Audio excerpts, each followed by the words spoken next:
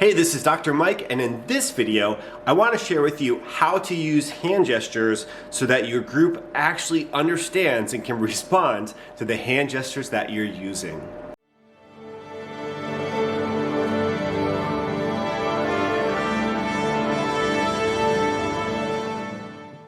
Hey, it's Dr. Mike, and I help conductors of all levels become more expressive in their gesture so that their ensembles can improve and they can improve as conductors as well. This all starts with the super simple guide to becoming an expressive conductor, where I take the basic patterns, conducting patterns like 4/4 times, a really boring pattern, and then we add layers of expression to that, and then we mix in the Laban technique and other techniques on top of that so you can become really expressive in your conducting. But let's get back to the basics of basically, will your group respond to various conducting gestures? That's kind of what we're looking at today. So I had someone actually write to me, and I want to share with you what they said. They said, "I am new to conducting and fear that my group will not get the hand gestures I'm making while I conduct because I don't know the proper way. I hope that if I can get your guide, I might bring out the sound I want to hear from my choir." So this is a person working with choirs, but it could be an orchestra, a jazz band, a wind ensemble, or whatever. So the first thing I want to tell you is that the hand gestures, they work. If you do them correctly, they work, like period. You could even, I could fly to China and conduct an orchestra and use the same hand gestures as I use here, and they would respond in the exact same way. So these gestures they work. They're not the problem. So let's look at what the problem could be.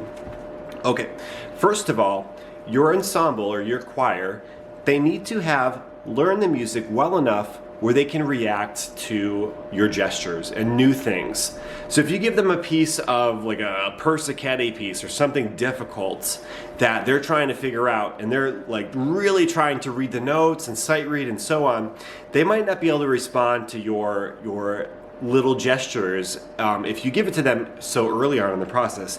However, as they learn the music, you can start to get them to look up a little bit more, either by asking them or by saying that you're going to be doing something unique. And so watch out for that kind of thing. And so as they get more bandwidth to be able to spend reacting to what your gestures are showing, then they'll be able to respond a bit better. So that's one part of the equation, is them, their ability to respond to gestures.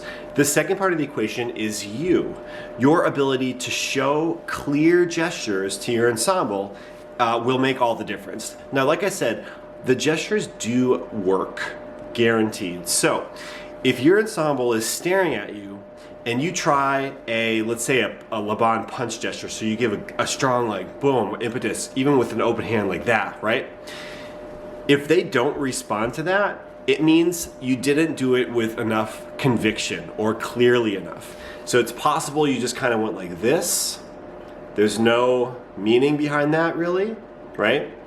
And you didn't show your hand and your face and your whole, using your body in that gesture.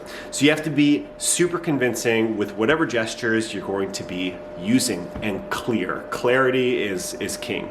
So I hope that helps you. The two pieces of the puzzle again are, can the ensemble respond to gestures, and are you doing the gestures convincingly or accurately enough so that they do respond? Now, if you want to figure this out a little bit more, you could even have a guest choral conductor come in and direct your ensemble and watch what they do and see how your ensemble responds to their gestures, right?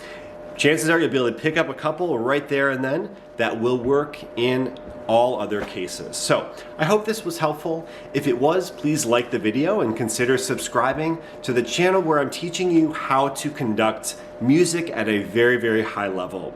All right, I hope to see you in another video, and thank you for watching.